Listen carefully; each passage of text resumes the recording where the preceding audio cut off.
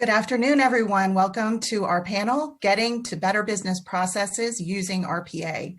As Mike Hoffman mentioned, it's been really amazing seeing all of our panels evolve over the last few years with RPA technology. We have a great panel today. I'm really excited for you to hear from the different agencies, things that they've been sharing with me so far as we've been prepping and talking about RPA technology.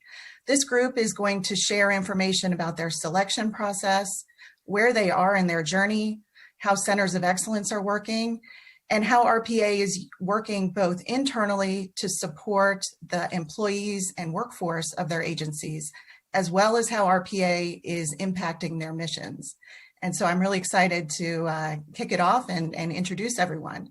So joining us today, we have Carrie Lee. She's the Senior Technical Advisor for Project Special Forces with the DevSecOps team at the VA. Welcome. We have Harrison Smith. He's the co-director for the Enterprise Digitalization and Case Management Office at the IRS, a new office that's really stepping out and introducing a lot of great technology advances, as well as Erica Thomas. She's the RPA program manager with the Department of Defense. Great to have everyone on. Thank you so much for joining. I'm Erin Mirsky, an SVP at GovernmentCIO. So to kick things off, we're going to ask everyone a little bit about how each of you are, what your organizations are doing with RPA and how you are aiming to improve processes and technologies. We're going to start off first with Erica and hear how the DoD is tackling that. Great. Thanks for having me. So from my perspective, I am in DoD Comptroller, and just to level set, DoD is so big. We have a lot of different RPA programs going on across DoD. So I don't want people to think that it's just Comptroller. There are a lot of other really good players as well. What we've done is we've stood up a center of excellence, starting originally 3 years ago from a little pilot looking into RPA. Now we have a center of excellence that offers two primary things. One of them is a shared service platform hosted on AWS GovCloud, allowing other DoD organizations to connect in and more easily use RPA. So we have UiPath Orchestrator, we have Automation Anywhere Control Room, potentially other tools as use cases come up. But how did we we really wanted to have a platform that eases the barriers of entry for other groups in DoD to start looking at this technology and start using that. So first offering is a shared service platform as part of the Center of Excellence. And then we also have a small group of developers where we'll identify automation ideas that make sense for Comptroller to go after for a variety of reasons. And we'll probably talk a little bit more about assessment of those later. But so two primary things, we have a platform as a service, and we also have a small group of developers that goes after specific automations that we have within DoD. And we're really looking at RPA as a force multiplier. So how do we use this to help simplify and improve our overall business processes? We have more than enough to do.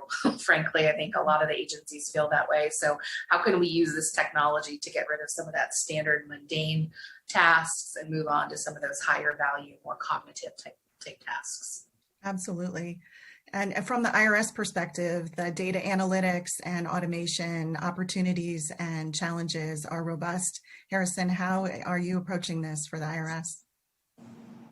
Thanks, Erin. I think that, started kind of my focus in this effort when I was with procurement. For some time, I was the Deputy Chief Procurement Officer, and looking at the number of times that we asked folks, especially in the fourth quarter when the work was already pressing enough as it is, to do manual repetitive tasks, some of which were publicly available sets of information, right? There was a point at which we asked the 1102 folks within IRS to not only get to somewhere between 30 and 40% of their work in the fourth quarter, but to look at literally thousands of transactions over the course of a year, take a publicly available number and type it into multiple publicly available websites, right? And then download publicly available sets of information to help document the file.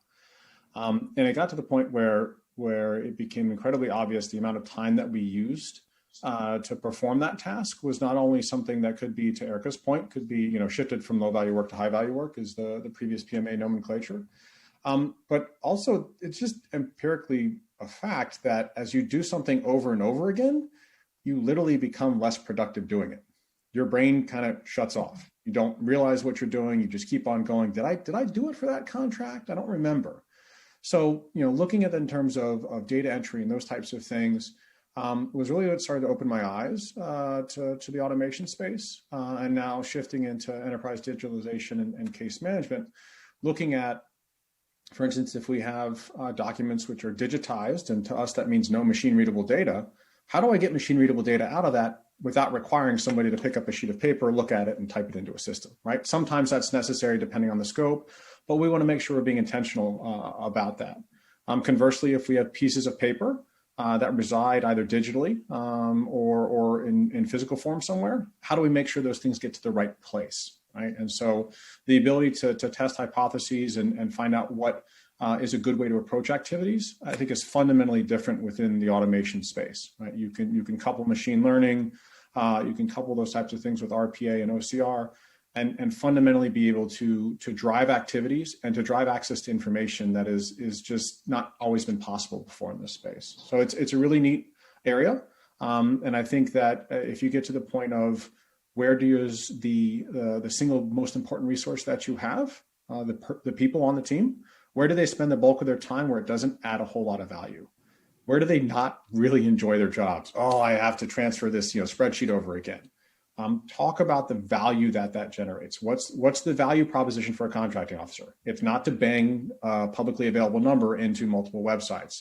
It's to make a good business deal on behalf of the government. It's to engage with industry. And so really focusing on that value proposition and honing in on those types of things. What I like about what you and Erica are both sharing, it's that human-centered design approach and how you look at the individual, which is such an important part of making technology work, not just the technology.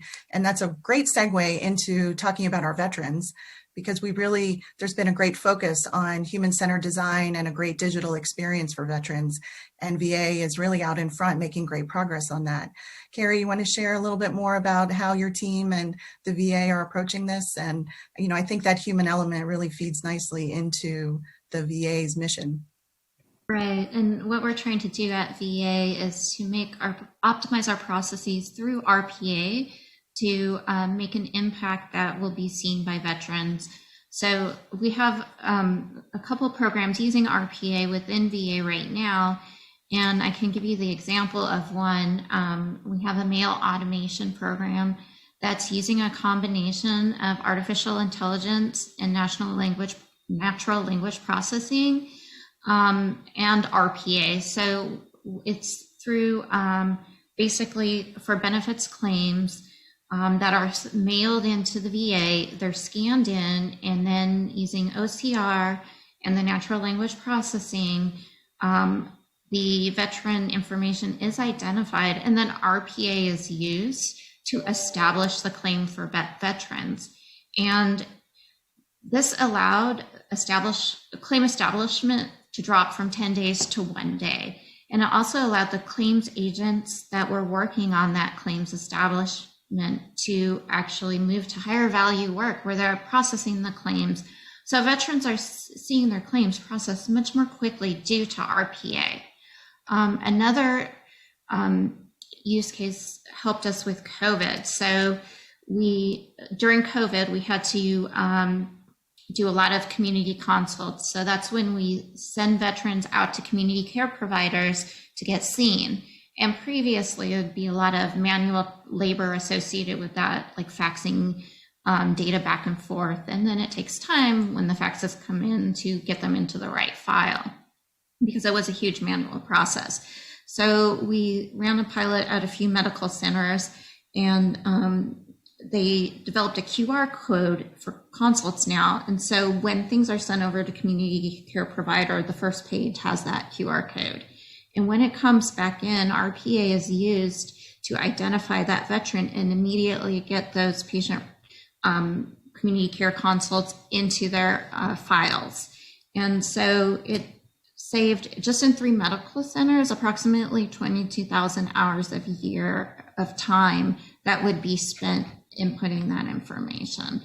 So we're seeing huge value in RPA in being able to serve veterans, especially during this time of COVID, in needing to get like test results out faster and needing to get medical files updated much more quickly. Those are great examples, and I love that you have the measures and the results. I'm sure that people who are thinking about RPA or trying to figure out where to start, can really, lean in and hear how the VA is getting those results and able to measure them. One thing that you mentioned, and I think you have in common with the other panelists, is how that teams are using agile processes like pilots and MVPs and quick start and failing fast ways in order to tackle these, to try new things out. And so, Harrison, a question for you on IRS. How does the selection process work? How are you making the decisions on where to start?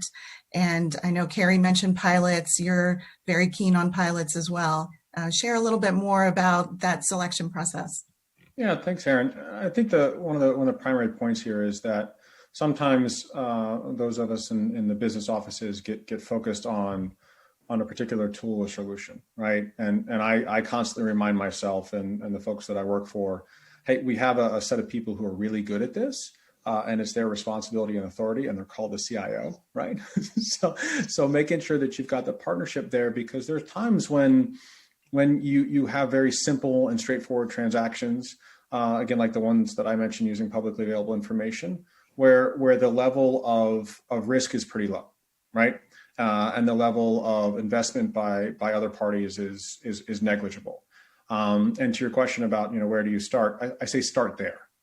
I say start at the lowest possible threshold, assuming that you can get information in a corresponding period of time, right? So if you say, I wonder if I can get, to use the example that I was talking about, I wonder if I can get one of those websites and the PDF downloads. I wonder if I can do that. I know I need to get 3 or 4 more others, and I know I need to generate a memo, but let me just start there. Let me just start with doing that function. And if you're able to figure out in a couple of days or maybe even a couple of weeks, okay, this is what works well. This is what didn't work well. Now let me add this next website. Let me add the next website.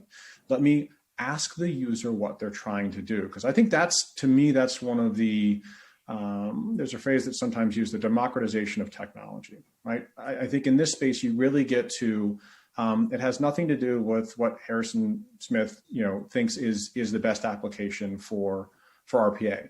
What does the user need and what benefits the taxpayer and the customer? When you start looking at those types of things and start talking about, throughput, like Carrie was talking about the throughput of forms, right? The customer doesn't care how we do that. The customer doesn't care if we hired 150 people to do something. They care of the benefit that they're receiving. And when you get down to those things, one of our responsibilities in this place is what's our metric for success, right? How are we able to decide what we're going to invest in? And one of the ways that we've done that in this space, and not just around automation, but for that as well, is how can I figure out whether or not this actually generates an ROI?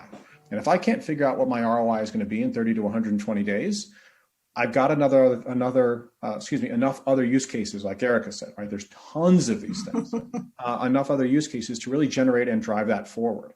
And to have that platform and that understanding of, hey, this is how we're going to look at the benefit. This is how we're going to look at the value proposition.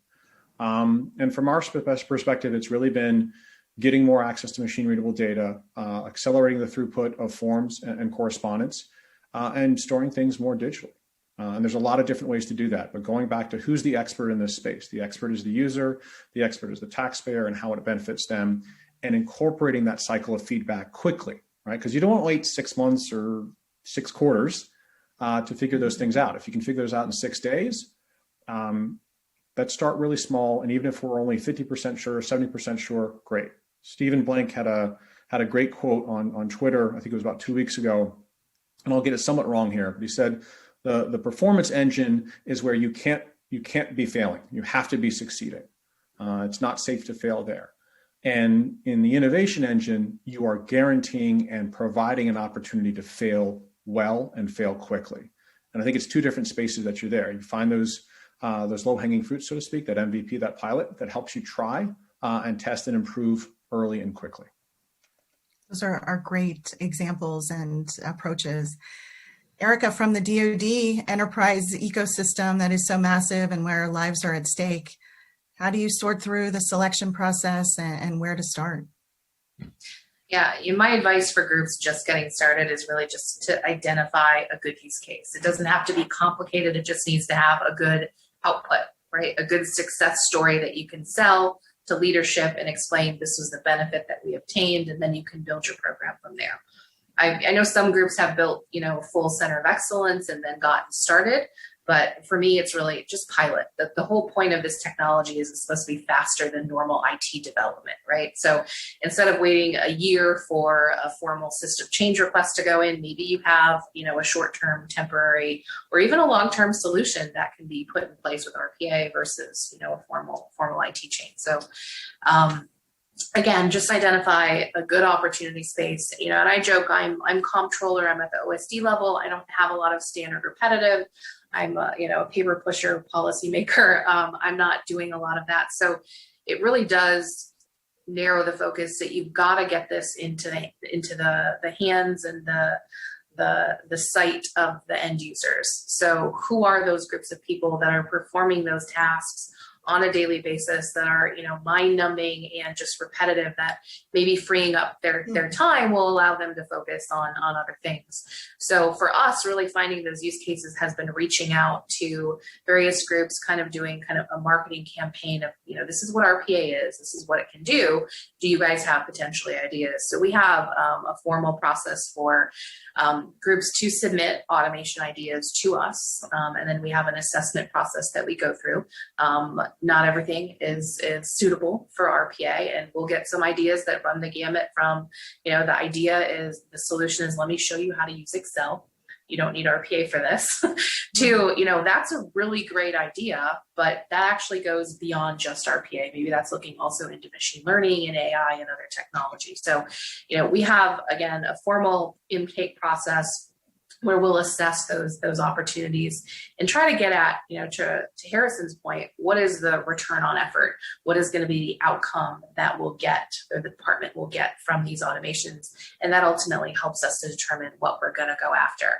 Now, for us, we also balance workloads. So maybe, there's a complexity score. So if something is very complicated, it's going to take a lot of our developers' time. Maybe we're doing a mixture of, we've got, 2 really complicated ones and a couple of non-complicated ones, or more simplistic ones. So we try to not only look at the outcome, but also balancing the workload and the sustainment efforts of the team as well.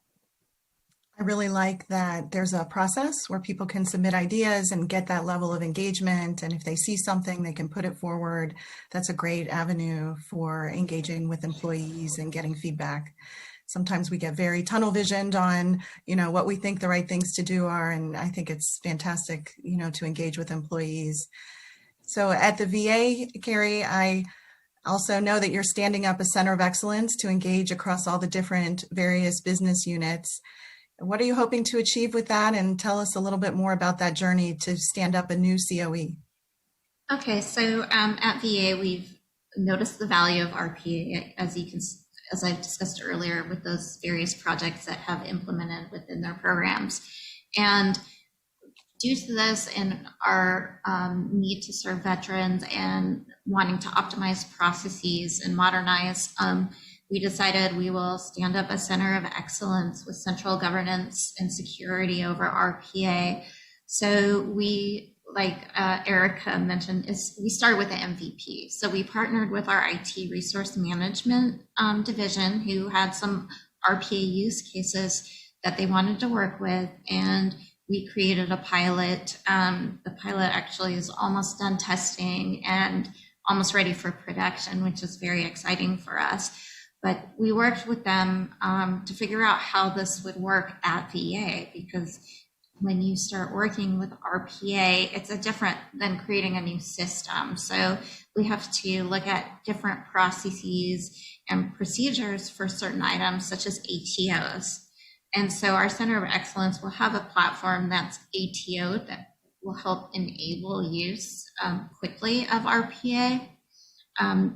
In addition, we are learning from other agencies. We're participating in the community of practice that GSA runs. We're also working with GSA's technology transformation services to get some help from people with experience implementing RPA at agencies to help, so we can learn from them and we can do things much more faster at VA with setting up the Center of Excellence. The DoD has had a Center of Excellence for a little while now. So Erica, what is the future? What are some of the next steps for a more mature COE? So I think for our Center of Excellence, similar, I think, Carrie, to what you guys are going towards of having kind of that one platform that's ATO'd, that's really kind of what we wanted to do. If anybody's ever been involved in the ATO process, it's not fun. You know, I'm an accountant by trade. I'm masquerading as an IT program manager at this point. But, you know, my exposure so far to ATOs and all that entails in DoD particularly has not been fun. So it's not, you know, it's a pretty labor intensive process. So if we can have a platform that's stood up, approved, and the collective, if they want, we're not mandating, you know, can come in and easily start using RPA and make that an easier process, that's what we want to do. So, you know, right now I mentioned earlier, we have UiPath and Automation Anywhere both on our platform. If there are additional use cases that potentially support other RPA products or the like, we want to potentially consider those. But really, I think it's just maturing our platform and seeing if there are additional offerings that we can add to really remove any remaining barriers. So, you know, while we have a platform for, you know, the central hubs, the orchestrators, the control rooms, we still do have tie-ins to all the many DoD networks. So, you know, for people to use those softwares, they still have to get, you know, the software approved and making sure that it can be installed on those different network computers. So we're really looking at kind of the larger ecosystem to see, are there any other barriers that we can help remove with our platform? Potentially, you know, could we start hosting automations in the cloud versus on the individual networks? All things we still have to dive into. I'm excited about those because, again, the more roadblocks that we can remove in DoD, the more additional groups can come up with great ideas and just get started. Those sound like some big challenges to tackle. And I think I'm hearing the cybersecurity challenges and how you guys are working through those, and those are not easy things. In the IRS office in particular, Harrison, your office is nearly a year old now. And I know that you've been focused on, you know, how do you test these RPA capabilities? How are you going to measure them? Share more about the environments that you're standing up to on-ramp these new technologies and capabilities. Oh, thanks, Erin. There's some joke here to be made about not quite being a year old and having trouble sleeping through the night, or, you know, sitting up by myself, but I don't know what it is. No, but I mean, the point that you've got in regards to the platform and the framework, right? I think this is a very interesting conversation, given what Erica and Carrie have both shared, is that they're in order to make the investment in those broader platforms and the ATO processes and all these kinds of things, in order to make that feasible, you've got to be able to demonstrate that return on investment, right? And so just quantifying what that is in and of itself is a challenge, but also looking at what's the business process on the back end of that, right? How do you create that virtuous circle where if you just create, you know, if you just use automation to change a backlog from analog paper into digital paper, that doesn't fix the issue, right? That doesn't address the veteran's need, right? So we look at not only the technology piece, which, to be honest, is frequently the easiest part, right? No matter how difficult that may be, you've got the policy piece, you've got the ATO piece, you've got what do you do with the paper after you scan it, right? And use automation to get it to the right place. So that throughput piece and the business process piece is hugely important. And I think, just to elaborate, if I may, on Erica's point about creating what we call a virtuous circle, right? If you start small enough and generate value, not only do you generate that value, but you learn how you could have done it better, right? And if you can do that in the 30, 60, 90-day time frame, even if it means, oh, this is a horrible idea to go off with first because it's going to take me 3 years, you put that aside and say, okay, where's my near term? I need to have a near term, which we call incremental. I need to have a midterm, which we call adjacent. And I'm going to have long term, which is what we call transformative in our office.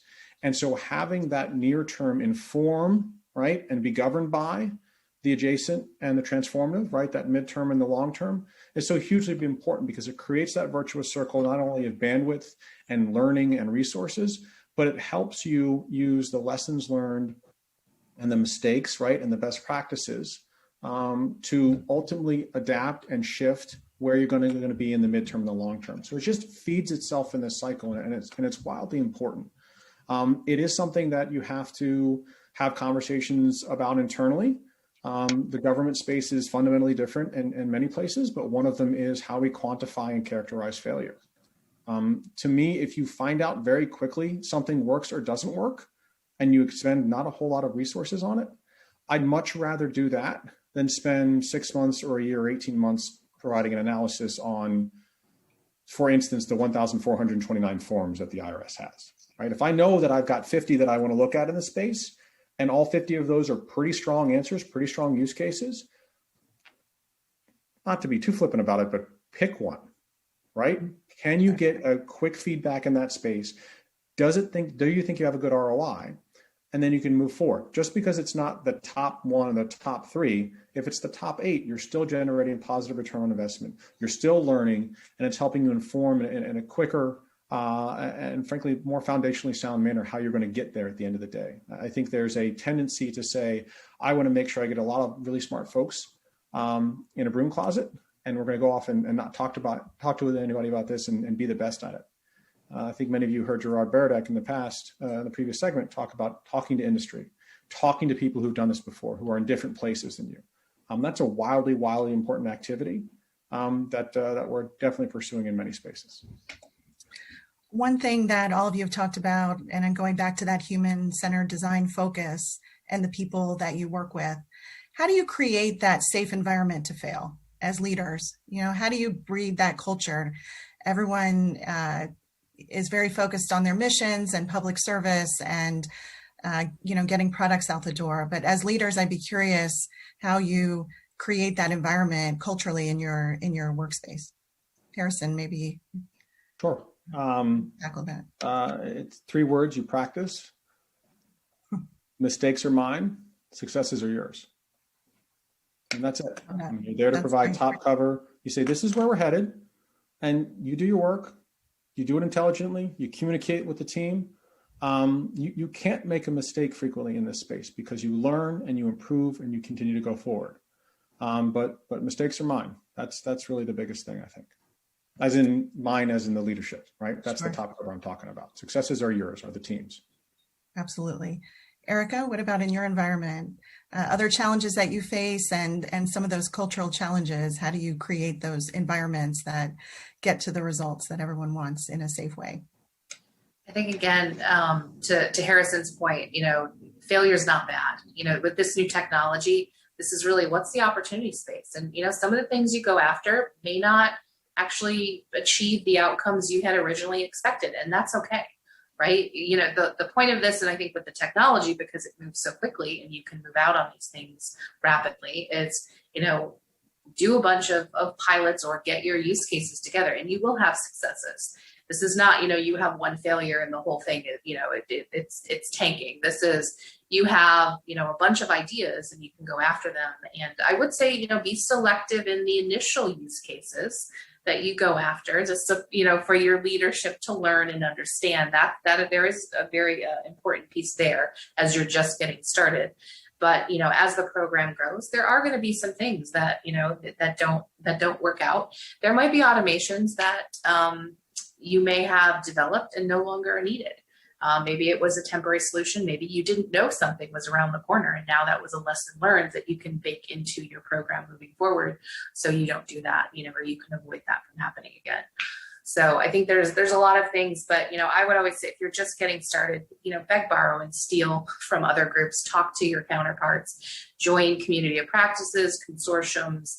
There's a lot of groups that have already done this in the federal government, and I think for us, that was critical when we were getting started 3 years ago, was reaching out to those types of groups. And everyone that I've dealt with, from people at the IRS and other agencies, everybody has been very willing and open to sharing, and that's been a big benefit, I think, and would be for new groups getting started as well. That's great. And Carrie, from the VA perspective, you're part of the DevSecOps team, which is a transformational team across the environment. Any advice or lessons or practices around some of those challenges and cultural areas that you guys try to tackle? Yeah, so we also look at failures or mistakes as opportunities to learn, and that's what's going to lead to innovation. Can't get it done right the first time, but then that leads you to be thinking out of the box and trying new solutions and new methods. And like Erica and Harrison said, you know, that's why we choose the pilots. Is okay, can we do this? Let's make it happen. And seeing that we can make it happen will lead to greater things and bigger use cases and bigger return on investment. But you have to try it first. And if you're not successful the first time, you think about it a different way and move on. Well, I want to thank everyone. I think you guys have great perspective, practical advice, and have given our audience some interesting ways to approach their journeys. Everyone's on a little bit of an individual path here. And I'm sure people are going to reach out and ask you guys questions as follow-up. But I thank you for being open and sharing and being leaders and transformers in the spaces that you're in. And I sincerely appreciate you guys taking the time today. So thank you so much. And our last, I'm going to turn it over to Jackie Medina. She's a colleague and friend and a director at GovernmentCIO, and she will be talking to the Department of Labor, Krista Kennard, who is the Emerging Technology Branch Chief at Department of Labor. So thank you, everyone, and I appreciate the time.